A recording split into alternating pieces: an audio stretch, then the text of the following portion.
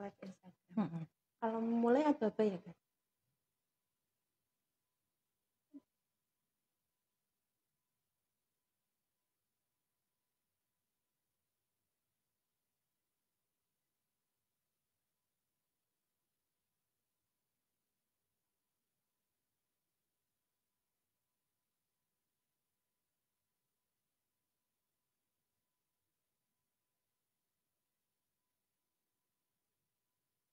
Live-nya sudah berlangsung, kita nunggu peserta untuk join ya.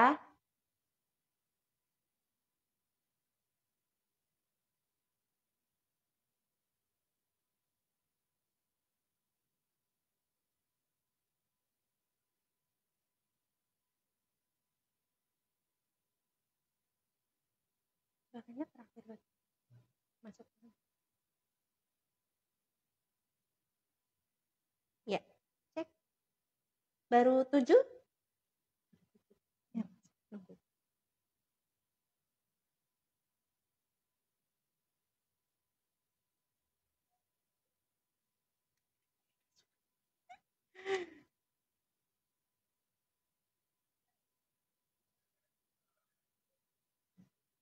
Mhm, mhm.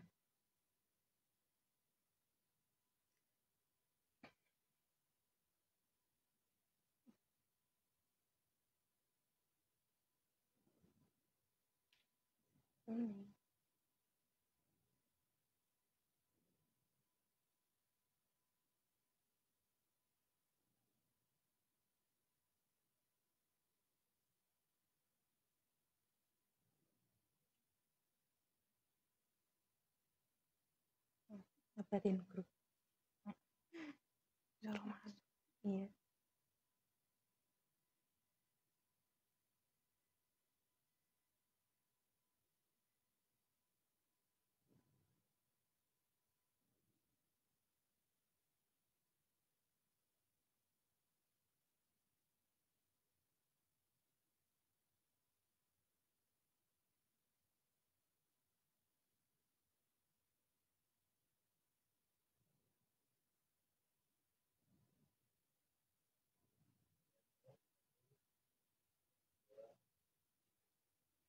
Oke. Assalamualaikum warahmatullahi wabarakatuh. Selamat pagi. Hai sahabat Ananda, apa kabar hari ini? Pastinya tetap semangat ya dan selalu berusaha untuk tetap berkarya meskipun di situasi pandemi ini kita masih belum bisa leluasa untuk berkumpul dengan keluarga dan teman-teman. Karena kita harus tetap menjaga protokol kesehatan. Ingat pesan ibu ya, 5M. Oke. Setuju ya Bu, 5M Setuju ya? sekali, Mbak. Oke. Dan Ananda Menyapa kali ini kita sangat spesial karena kita dalam rangka memperingati Hari Kesehatan Mental Sedunia yang setiap tahunnya jatuh di tanggal 10 Oktober ya. Oke, Ananda Menyapa ini adalah program berbincang-bincang santai gitu. Jadi di studio ini itu telah hadir bersama saya Ibu Kurniasih MPSI atau akrab dipanggil dengan Ibu Uni, ya Bu ya. Iya. Oke, apa kabar Bu Uni? Alhamdulillah Mbak Ria, sehat? Sehat, alhamdulillah. Iya. Gimana nih Bu? Di situasi pandemi sekarang semuanya aman gak Bu? Alhamdulillah semakin kesini semakin aman ya. Makin Semakin aman ya. beradaptasi nampaknya kita semua dengan pandemi walaupun kita juga nggak mau terus-terusan begini ya Mbak ya. Iya betul. Upaya-upaya sudah banyak sekali dilakukan oleh kita maupun pemerintah ya Mbak. Iya.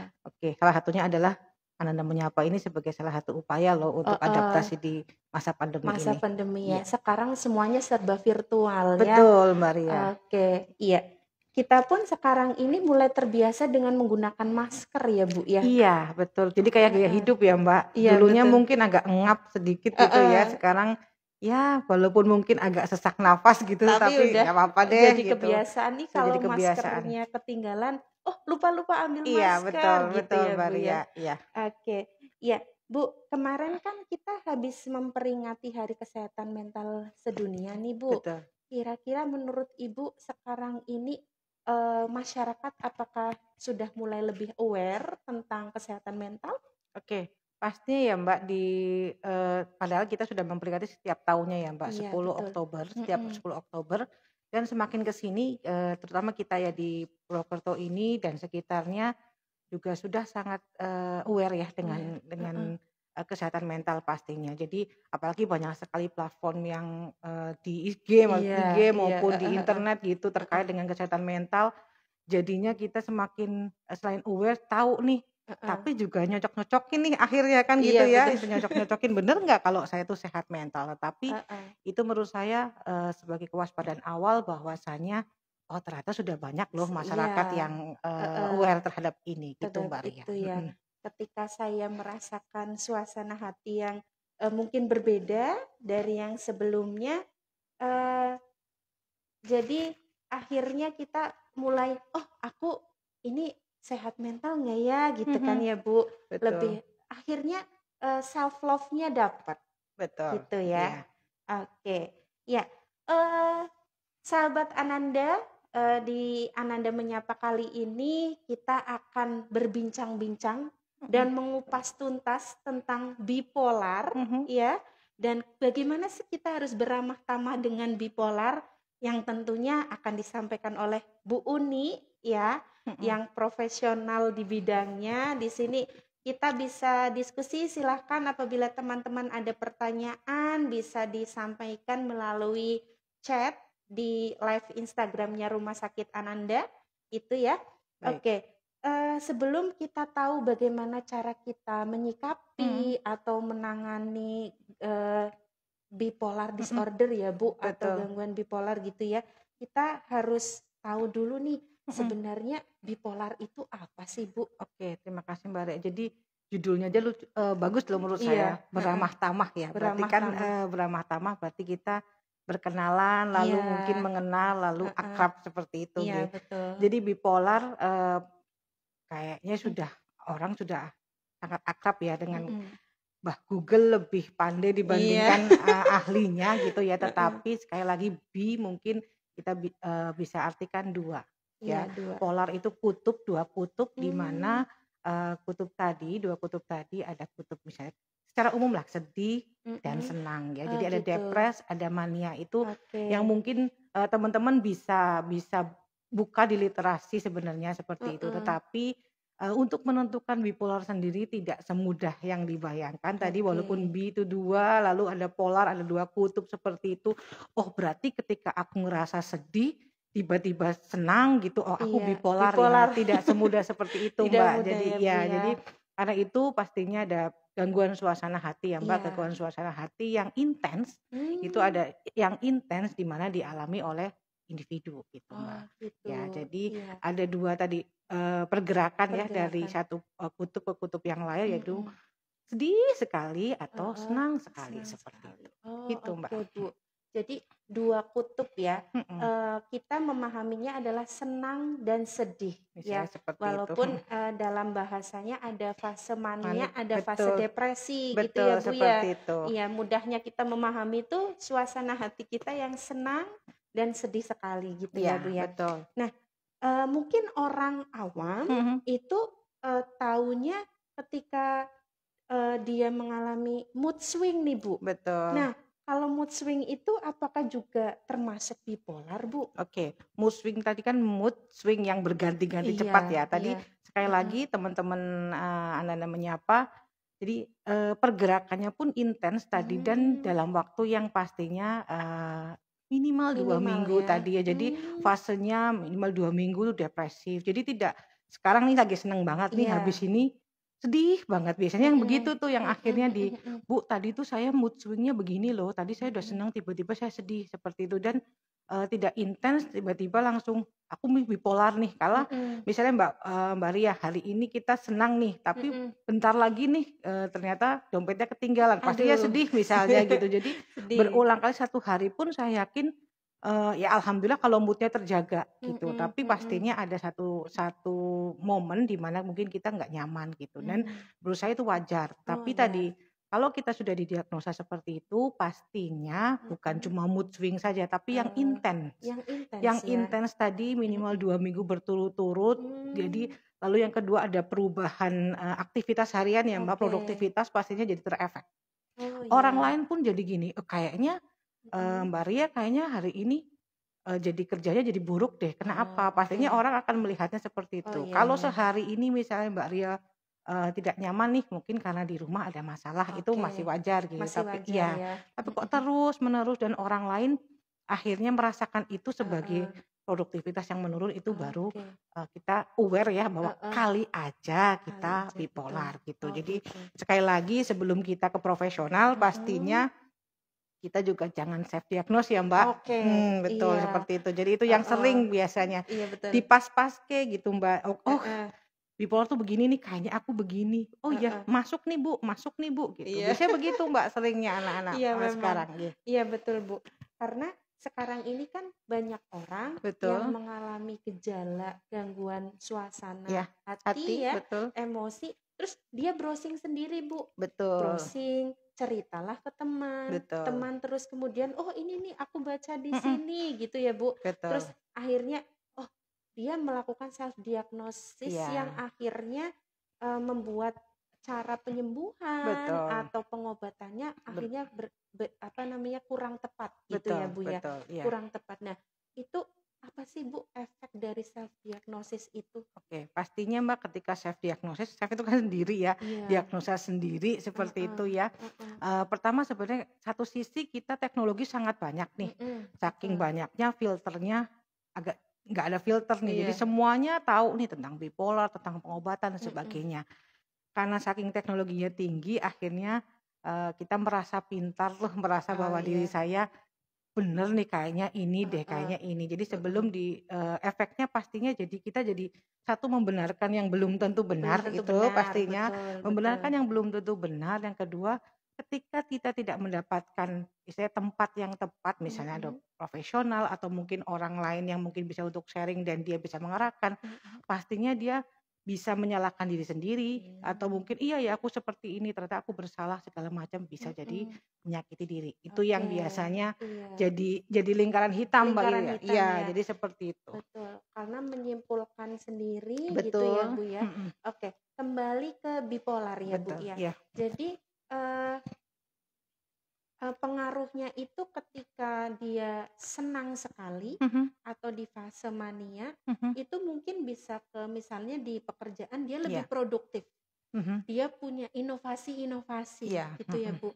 Tapi juga bisa berpengaruh ke negatifnya misalnya karena saking dia senangnya, dia merasa aku orang kaya nih gitu ya Bu ya. Terus aku terlalu percaya diri gitu ya Bu. Tetap ada fase yang ada yang mempengaruhi di situ. Ya, pasti seperti itu Mbak. Jadi tadi ketika mania ada yang memang beberapa literatur menyampaikan jadi kita energinya bagus nih, energinya banyak.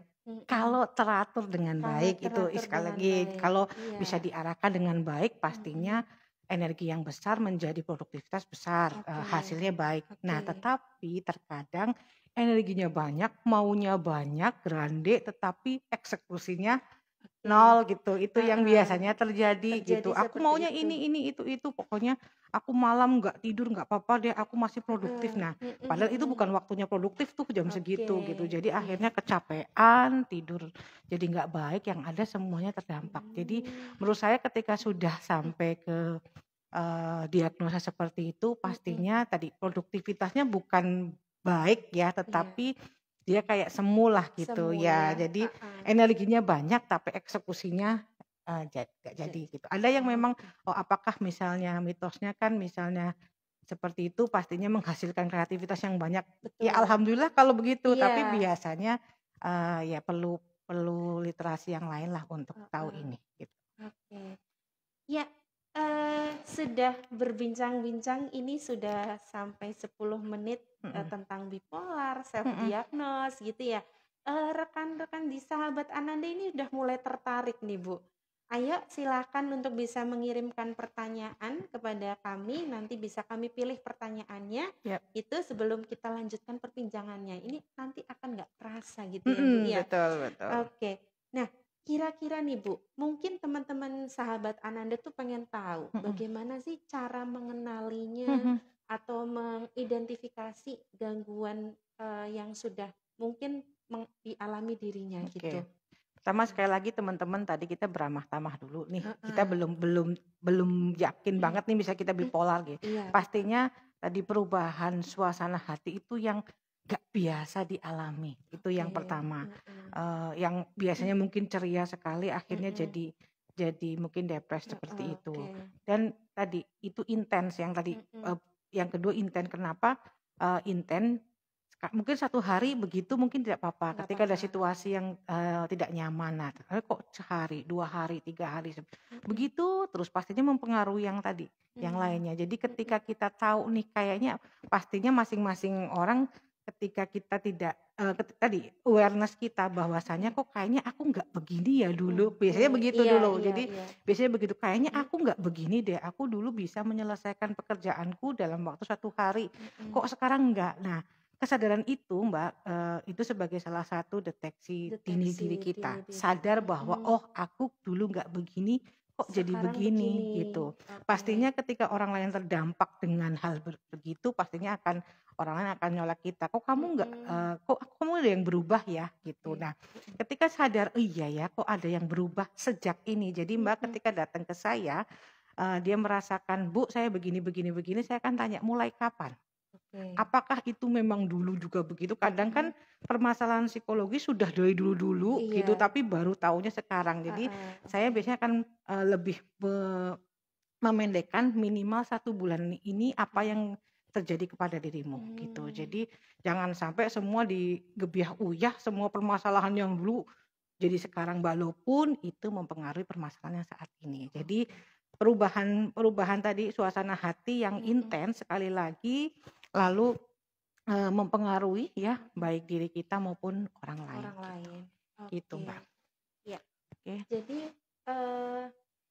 akhirnya setelah tahu bahwa suasana hati kita itu sudah ada rasa aku kayaknya ada yang beda nih gitu. Betul. Kira-kira kapan nih Bu individu tersebut itu bisa langsung ke profesional? Boleh ya. Pada waktu kapan? Tadi kan kita sudah menyadari nih kayaknya ada yang berubah banget dari diri kita. Aku dulu nggak seperti itu. Orang lain lah, paling tidak orang sekeluarga itu kalau kita saling mengenal dengan dekat pastinya dia merasakan pula. Yang ketiga tadi produktivitas kita jadi terganggu. Produktivitas nggak cuma kerja ya, harian saja misalnya yang tadinya makannya baik jadi nggak baik, maaf mandi jadi mungkin aku males-malesan misalnya seperti itu ya. Lalu tadi Mbak Nuri menyampaikan kapan nih kita ke profesional gitu. Menurut saya secepat mungkin gitu ya, secepat mungkin ketika kita merasakan itu mengganggu kita gitu. Jadi jangan sampai datang sudah cukup lama tapi dia tidak bisa sharing. Kalaupun ternyata dia malu misalnya ke profesional, paling tidak dia sharing dulu deh dengan orang yang tepat pastinya Mbak, mungkin keluarga atau teman dekatnya gitu. Jadi nanti setelah seperti itu diperlukan apa nih? Mungkin diperlukan psikolog, diperlukan psikiater pastinya nanti kita akan arahkan kemana. Iya. Ya. Jadi yang perlu diingat oleh sahabat Ananda semuanya adalah tetap ada profesional yang bisa melakukan diagnosis apakah terkena bipolar disorder atau tidak. Itu kita tetap harus ke yang lebih profesional, bisa ke psikolog ataupun psikiater ya Bu ya. Dan itu saling berkolaborasi. Oke, mungkin sebelum dilanjutkan ke perbincangan selanjutnya Bu, kita menyapa dulu teman-teman di Ananda Menyapa di sini. Salah satunya kita akan sebutkan pertanyaannya. Ada yang menanyakan Bu, mungkin terkait yang pertama ini, sebenarnya ini udah sampai ke penanganan ya Bu ya? Iya betul. Iya ya. Nggak apa-apa ya Bu ya? Nggak apa-apa. Nih, ini pertanyaannya saling terkait, yaitu apakah bipolar bisa disembuhkan? Nah, kalau ternyata nanti ada jawaban dari Bu Uni, pasti ada. Nah, salah satunya untuk penderita bipolar sendiri itu self healingnya seperti apa yang harus dijalankan? Oke, baik Mbak. Ini sudah sampai ke belakang nih sebenarnya ya, tapi nggak apa-apa deh loncat. Ternyata semangat sekali nih Ananda Menyapa. Pertama, apakah bipolar bisa disembuhkan? Sekali lagi ketika sudah diagnosa, apakah ini diperlukan psikolog dan psikiatri, apakah dua-duanya atau hanya satu profesional, pastinya itu mempengaruhi bagaimana treatment tadi dilakukan. Memang belum ada banyak yang menyampaikan ini tidak bisa disembuhkan seperti itu dan segala macam, karena ini memang pastinya penyebabnya struktur otak yang istilahnya ada yang terganggu di situ. Nah, pastinya ketika tadi bisa disembuhkan nggak? Kalau menurut hemat saya, pertama kita lihat level keparahannya. Ya, itu kita lihat itu dulu. Jadi jangan langsung aku nggak bisa disembuhkan nih, tidak seperti itu. Lalu cepat tidaknya dia mendapatkan penanganan. Intens nggak dia melakukan istilahnya konseling gitu lalu pengobatannya istiqomah nggak Mbak gitu kan, kadang udah merasa nyaman kayaknya udah baik-baik saja. Nah itu, jadi itu dulu. Jadi jangan sampai kita bilang nggak bisa disembuhkan 100% gitu. Pastinya tadi kita lihat seperti itu. Nah ternyata sudah penanganan pengobatan dengan lebih baik, rajin ke psikolog misalnya lah, rajin self healing tadi misalnya dengan sendiri gitu. Kok ternyata masih belum sembuh-sembuh nih, dievaluasi lagi. Pastinya psikiatri maupun psikolog pastinya mengenali itu Mbak. Jadi kenapa nih kok sampai tidak bisa, istilahnya sampai saat ini belum pulih lah gitu misalnya ya, karena tadi sekali lagi itu kan struktur yang di otak ya, tapi pastinya banyak hal yang menyebabkan dia juga untuk sembuh. Pasti dukungan keluarga tadi ya Mbak, terus dia mau bangkit nggak, resilient nggak dianya gitu, mau untuk daya tahannya seperti apa dia untuk menghadapi ini gitu. Jadi tidak serta-merta kita langsung menyampaikan seperti itu gitu Mbak. Yes. Ya betul banyak ya, betul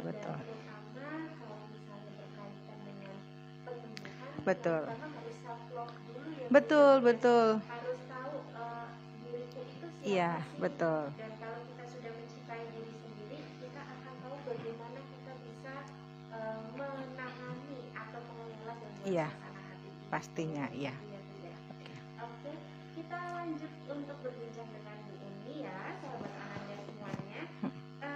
Ibu, bagaimana ketika kita berada di lingkungan yang salah satu individu mengalami ODP?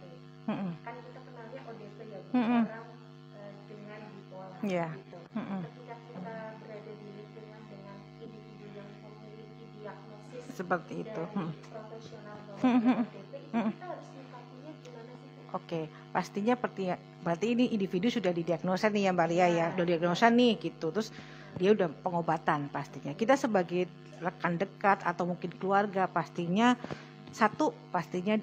kita menjadi orang yang membuat dia patuh untuk minum obat dulu deh gitu. Kalau memang ternyata itu dibutuhkan sekali untuk dia, oke, itu berarti kita untuk mengingatkan dia untuk minum obat seperti itu. Kita ketahui diri dia bahwasanya mungkin ada fase-fase yang membuat tidak nyaman gitu, mungkin di lingkungannya gitu, ketika dia mungkin nangis malam-malam dia telepon gitu, misalnya aku pengen curhat nih segala macam. Nah tetapi sebagai orang yang mendukung kesembuhannya, pastinya kita juga tidak 100% permisif Mbak, istilahnya tidak 100% oke, malam hari jam 2 malam mungkin di telepon diangkat terus boleh kita sebagai teman baik seperti itu, tapi juga kita punya batasan nih. Jadi kita tetap sayang tapi juga tegas bahwasanya ini sudah malam nih, ini tidak mungkin kita terus-menerus mendengarkan dia, kecuali kadang-kala gini Mbak Nuri, ketika di fase depresif mungkin ada yang aku mau bunuh diri aja deh misalnya, ada yang kalau itu memang agak agak risky ya gitu, beresiko ya, biasanya orang-orang terdekatnya kadang agak dalam tanda kutip mungkin kesusahan gitu. Jadi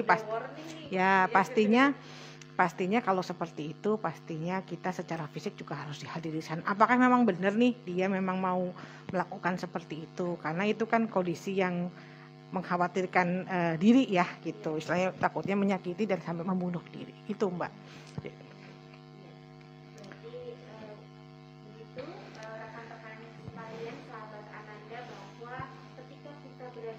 Dengan individu yang ODP, kita Yes. tetap membantu untuk agar dia tetap bisa mengelola suasana. Betul. Gitu ya, Bu, Betul, ya. Ya. Hai sahabat Ananda, gimana hari ini sudah mulai kita bisa memahami dan ramah terhadap bipolar? Ya. Jadi di sini kita masih ada waktu untuk bisa membahas lagi tentang bipolar ya, Bu. Betul. Ya. Oke. Jadi yang selanjutnya apa sih, Bu, sebenarnya yang membuat seseorang itu bisa benar-benar harus bisa maintenance atau mengelola diri gitu, karena biasanya kalau orang awam pasti putus cinta itu termasuk membuat stresor ya, stresornya. Berarti banyak faktor ya, Bu? Banyak faktor ya. Jadi ketika tadi pertama mungkin memang struktur di otak kita ya. Yang kedua stresor, Mbak. Stresor itu bisa dari diri kita, dari orang lain, dari lingkungan kita itu. Lalu tadi apa sih yang harus kita lakukan, misalnya ketika tadi Mbak Lia udah menyampaikan self love nih, benar, self love, terus lalu kita tadi saling mencintai diri kita, sadari bahwa perasaan saya tuh senang, sedih kan begitu ya. Jangan sampai datang ke temennya, aku nggak tahu apa yang aku rasakan, biasanya begitu, Mbak, aku nggak tahu apa yang aku rasakan gitu, padahal ternyata dia memang putus cinta gitu. Jadi ketika stresor itu datang, pastinya semua orang beradaptasi dulu nih. Misalnya maaf, mungkin putus cinta hari pertama, hari kedua pastinya masih melo-melo, Mbak, gitu. Jadi ketika kita mendengarkan orang itu 1 hari, terus 2 hari putus cinta mulu gitu, sedih segala macem, tapi pastinya ketika seminggu ke sana pastinya biasanya sudah lebih bisa mengendalikan dirinya, iya gitu. Luar biasa sekali, Ibu. Memang bagaimana kita bisa berinteraksi dengan ODP, dan di sini itu kita ingin agar lingkungan masyarakat itu lebih aware juga bahwa di sini ada ODP yang patut kita untuk menerima, gitu ya, sehingga masyarakat tidak permisif bahwa ada loh ODP yang tetap bisa bersama kita. Betul. Bisa membantu dirinya untuk bisa tetap produktif. Iya, betul. Dan bisa untuk sembuh pastinya. Betul. Oleh karenanya sebelum teman-teman meng-adjust. Yes, betul. Itu sangat-sangat berbahaya. Betul. Karena kita bukan profesional yang bisa melakukan diagnosis itu. Iya. Gitu. Tetap tadi pesan dari Bu Uni untuk tetap dari sekarang self love, kemudian aware terhadap diri sendiri. Iya, betul. Terus kalau sudah merasa ada yang berbeda, segeralah untuk bisa ke profesional. Iya, betul. Di Ananda ada Bu Uni di sini, bisa melakukan pertemuan dengan beliau. Iya, betul. Bisa menghubungi nomor customer service, gitu ya. Oke. Ya, Bu, selama Bu Uni terjun di layanan psikologi ya. Layanan psikologi ini, kira-kira pengalaman apa sih, Bu, yang ketika bertemu dengan ODP itu harus bagaimana? Iya, oke, baik, siap, Mbak. Jadi pastinya yang pertama pengalamannya, Mbak, hampir setiap minggu pasti ada yang merasa bipolar gitu ya, merasa bipolar atau belum sampai seperti itu. Itu pertama, pengalamannya saking pinternya orang-orang zaman sekarang gitu, biasanya itu yang pertama, oh begitu ya, Bu, akhirnya bukan ya, Bu, tapi ada yang memang betul-betul memang bipolar dan membutuhkan penanganan lebih lanjut, pastinya saya rujuk ke psikiater seperti itu. Lalu yang ketiga, Mbak, yang mungkin sekarang sedang maraknya, mereka saking mungkin nggak mindful ke kegiatan sehari-hari, tapi handphone mungkin ya, itu ya. Jadi beberapa hal yang mungkin bukan penyebab langsung bipolarnya tadi, tetapi itu juga sebagai tadi mungkin membuat kita cemas, mungkin membuat kita tadi self diagnose akhirnya, karena handphone dengan layanannya pastinya bagus buat kita, tetapi ketika banjiran informasi yang tidak terkendali itu biasanya membuat kita juga makin cemas, misalnya kalau tidak mendapatkan informasi yang tepat. Itu yang selama pengalaman begitu Mbak, jadi self diagnose sendiri, self diagnose, lalu mungkin tadi ternyata handphone mereka, jadi mereka kadang sehari-harinya aja, mungkin misalnya Mbak Nuri makan bakso, kadang pernah nggak baksonya nggak tahu sampai kayak apa, tapi handphonean mulu begini, misalnya sambil makan baksonya habis, atau sampai akhirnya baksonya habis, handphonenya belum selesai gitu misalnya. Itu kadang-kadang mindfulness itu mengada pada saat itu, makan ya makan misalnya gitu, atau mungkin ketika kita ngobrol ya sekali-kali yuk sama teman-teman handphone dilatakin deh gitu. Jadi kita benar-benar kita tuh, oh kamu tuh sayang sama aku ya, misalnya kamu perhatian sama aku ya temanku gitu. Jadi hal begitu aja menurut saya untuk orang yang dengan kesehatan mental yang mungkin sedang tidak baik itu senang banget gitu Mbak. Iya. Yes, gitu, attachment dengan hadir ya, hadir. Betul, respect. Kalau kecil itu pun sebenarnya ODP sudah sangat senang, iya. Sangat senang gitu ya. Betul. Bu, kalau berkaitan dengan ODP ini sendiri, ada nggak sih di Banyumas ini yang misalnya memang khusus untuk ada misalnya kayak komunitas gitu ya? Itu ada nggak sih?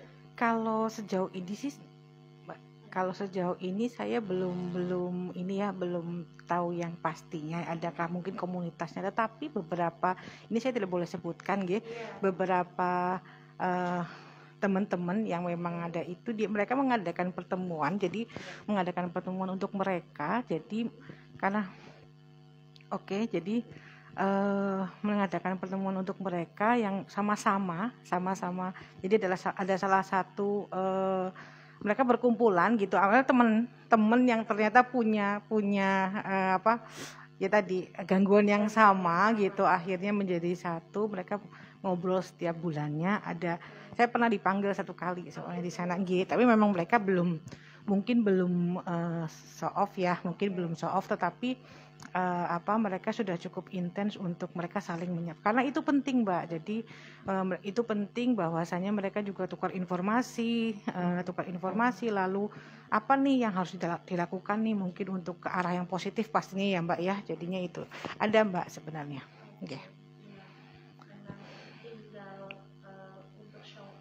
Iya, untuk sampaikan mungkin aku begini nih bipolar gitu, ayo mungkin ke kita gitu, mungkin kita ngobrol bersama, karena penting sekali Mbak hal seperti itu, karena hampir setiap minggu, ya nggak minggu lah ya, 1 bulan sekali pasti ada yang begini gitu ya, pasti ada yang ternyata didiagnosa seperti ini dari berbagai macam usia Mbak, dari usia 15 tahun, 13 tahun misalnya seperti itu. Jadi yang ternyata mereka juga sudah mendapatkan pengobatan juga gitu. Ya. Di sini kita sapa dulu dari teman-teman sahabat Ananda Menyapa. Oke, ini ada pertanyaan lagi. Yes. Apakah penderita bipolar itu berpotensi menyakiti diri sendiri? Oke. Ya, ketika mungkin di beberapa fasenya dia, mungkin ada yang fase depresif mungkin ya, atau mungkin ketika fase tadi mania gitu, potensinya ada, pastinya ada. Jadi ketika dia tidak bisa mengendalikan diri dia tidak tahu nih aku harus ngobrol sama siapa nih gitu, terus mungkin tadi belum ada komunitas, orang tua aku nggak mau tahu, biasanya kan begitu Mbak. Jadi di satu lingkaran hitam dia merasa sendiri, dia merasa mungkin diabaikan gitu, dia merasa tidak ada tadi orang yang care dengan dia. Akhirnya apa, dengan cara seperti itu dia merasa kayak nyaman, padahal kan itu kan menyakiti Mbak, istilah nyakiti Mbak, kena pisau dikit aja mungkin sakit ya, tapi bagi dia awalnya sakit gitu. Untuk beberapa orang yang ngobrol dengan saya sakit awalnya, tapi lama-lama enak lah. Itu kan salah Mbak. Wong di manapun di dunia bilang sakit kok enak gitu, malah lega, itu kan itu sudah menjadi satu gangguan gitu. Ya.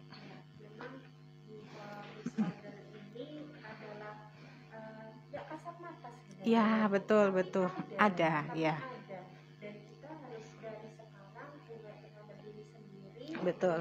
Ya, karena yang literatur yang saya baca ini ya Bu, salah satu dari 60 juta orang di dunia itu pasti mengalami bipolar. Yes. Dan itu ada di sekitar kita ya Mbak. Nah, itu iya. Terus juga kan ini ya Bu, fase-fase itu bisa ada yang sampai 2 tahun gitu nggak? Ada Mbak. Ya. Mesti istilahnya tapi berganti-ganti mungkin ya. Maaf ya berganti-ganti, tapi adakah sampai 2 tahun misalnya. Tadi Mbak, segeralah ketika menyadari ada yang biasanya kadang-kala Mbak yang sudah itu karena sudah lama Mbak.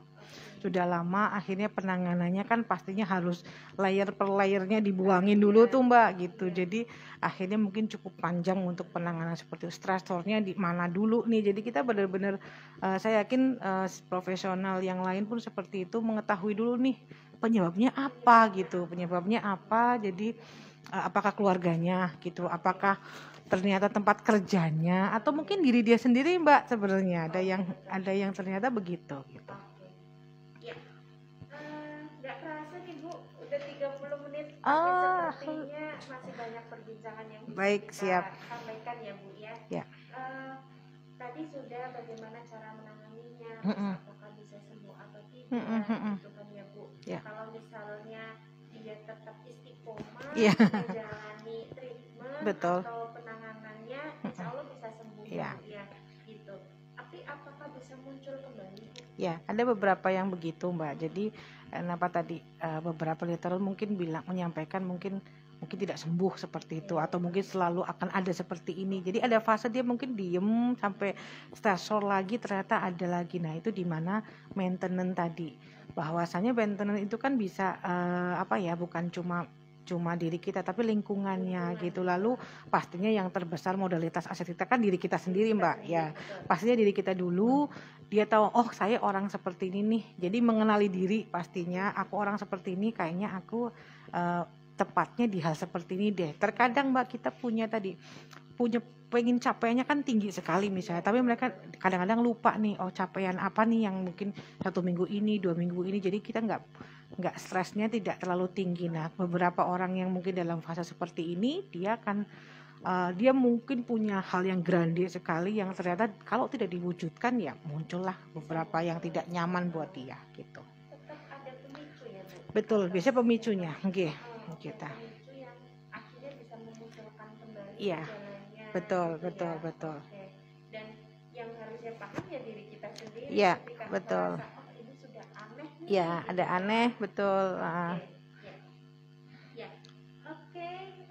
Alhamdulillah Bu, terima kasih. Sama-sama Mbak Ria. Informasi yang sangat luar biasa.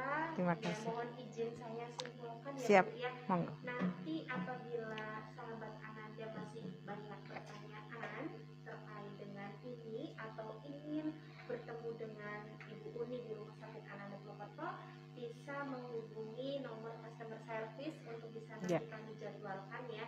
Karena bertemu dengan beliau itu bukan berarti sedang mengalami gangguan mental ya Bu. Betul. Tapi sekedar konsultasi saja nggak masalah. Betul. Ya, jadi bipolar itu kalau kita paham ya dua kutub. Kita maksudnya itu ya Bu.